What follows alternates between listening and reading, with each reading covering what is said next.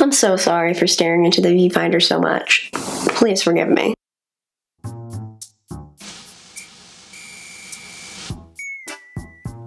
Hello! So, today I wanted to talk about some of my favorite books. I have a stack of 10 books here, plus one bonus one that I'm going to wait until the end to talk about. And stay tuned if you're interested in that. It is kind of personal and yeah, you'll see.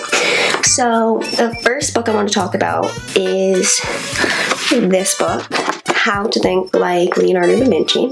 I took a class where we used this book, and there is a ton of exercises on thinking and on art, and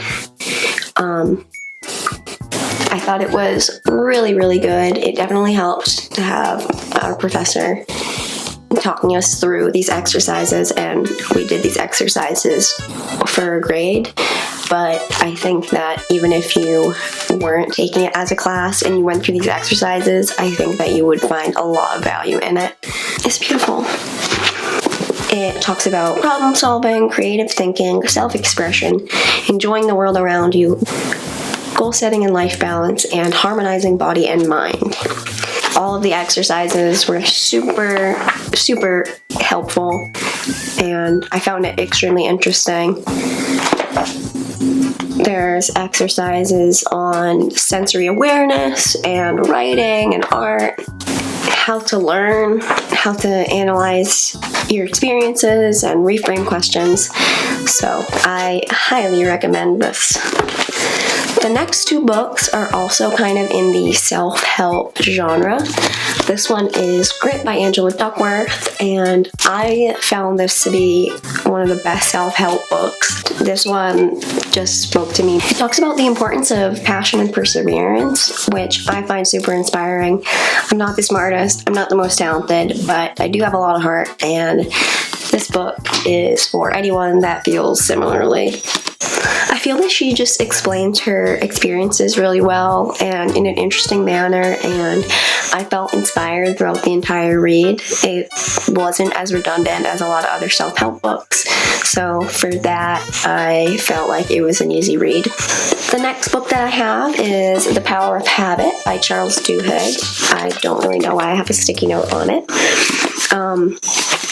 This book was my first look at how to build habits, and it really helped me to put the things that Angela Duckworth and Grit was talking about into play. It talks about like the cycle of cue, action, and reward, and I feel like it was a really, really easy read.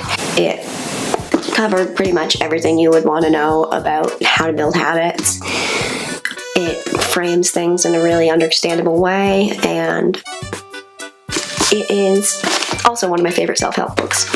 The next book that I have is a book on Buddhism, and I am not Buddhist. I am not religious at all, but this book really helped me to understand how to be mindful in my thinking and accept my suffering.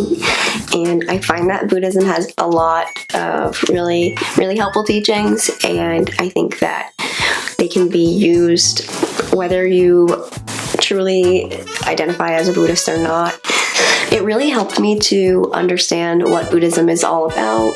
If you're just interested in learning about it from that aspect, not from like a self-help type of way, I think that it was really interesting. It really helped me through some hard times. I was hospitalized as a teenager, and it was extremely, extremely challenging. I spent a lot of time just reading this book. I only have a few sticky notes in here, but I know that if I read it again, I would have a lot more in there, and I recommend it. This book I also read for a biology class, and I loved it. It was so interesting. It is about evolution and natural selection and extinction. Looks like Extinction. It is a history of life on our planet. It talks a lot about the Anthropocene, and how we are destroying our planet in terms of causing other species to go extinct. It really shed a light on how much impact we have, and I loved it. And now we have Henry Rollins' Artichoke Hearts. I think the name is pretty clever, and it is super angsty. If you don't know who Henry Rollins is, he is one of the singers of Black Flag. He was a singer for Black Flag. This book was written in the 80s. It is super, super angsty. Super fun to read if you are in a bad mood, you want some light reading. If you like punk rock, you probably will understand what this book's all about. Next, we have The Illustrated Man by Ray Bradbury. This book was recommended to me by a tattoo artist, and it is actually talking about the tattoos on a man's back. It is a fiction story, and he has all of these tattoos that come to life and tell stories. So each chapter is a different story, which made it super quick to read because the stories kept me interested the whole time.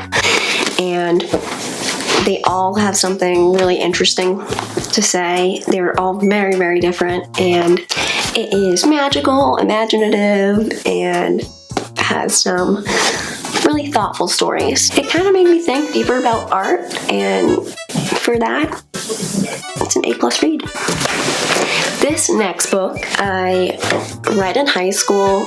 It's a little bit controversial. We have Lolita by Vladimir Nabakov, and this book was the first book that I read that I felt like I really appreciated writing and the skill and art of writing. It is really written beautifully. The story is a little bit hard to read because it's about an older man who is interested in a younger girl, and he pursues her, and like a young girl, like a little girl. So yeah, the topic is disturbing, but I find that sometimes that is just like the best thing to read, is something that like is horrifying, and the way that it's written is just absolutely beautiful. Such skillful writing. I had to read some parts of it over again to get a better understanding because of the language was just a little bit challenging for me at the time that I read it. If you can get past the topic of the story and how fucking wrong it is, then I think you would really like this book. The last book on my top 10 is Hitchhiker's Guide to the Galaxy. This book is amazing. Absolutely blew me away. It is not something that I ever would have thought that I would have liked, but it is funny, it's witty, it is charming. It really put me into a whole different world that is completely imaginary, and for something so out of this world, they did a good job bringing me into that world. It took a little bit for me to get into it because there were so many things that were confusing because it is such a different world. It was kind of hard to follow in the beginning, but it very quickly grabbed my attention after I got the hang of it. So this book is genius. The last book that I wanted to talk about is The Big Book.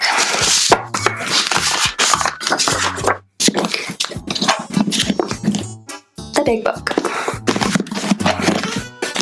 Alcoholics Anonymous. And this book changed my life. I needed this book, and I definitely want to share more about my experiences in sobriety, but this book really shaped the way that I think about my addictive tendencies.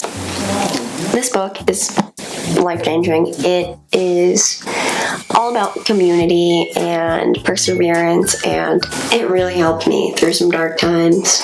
I feel like after reading this, I love myself more. I love other people more. I am a better member of society.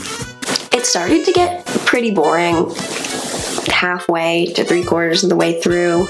There are a lot of individual stories, and it seems kind of tedious to read. So I don't even recommend necessarily going through the whole thing. I recommend going through most of it, but I don't think that you need to read every story in here to get the gist. I really hope that you guys enjoyed this video. Thank you so much for watching, and stay tuned for more.